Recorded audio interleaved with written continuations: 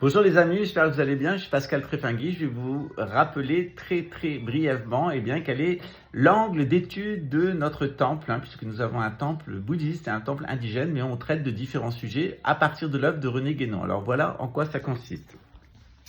On traite de la vitalité, ce que la Kabbale appelle l'arbre de vie et des mémoires, l'arbre de la connaissance du bien et du mal. On laisse de côté évidemment les sciences modernes, que ce soit les sciences dures, maths, physique, chimie, biologie, etc. et les sciences sociales, économie, droit, histoire, géographie, lettres, etc. C'est sciences modernes. Et notre gnose, elle est dispensée à partir de l'astrologie. À partir de l'astrologie, on insiste d'un côté sur la numérologie, la science des nombres, et on en arrive à une analyse taoïste, celle de l'Orient, de la métaphysique orientale. Et puis, de l'autre côté, à partir de l'astrologie, on étudie la grammaire, la science des lettres, la guémétria, et on arrive à la Kabbale juive.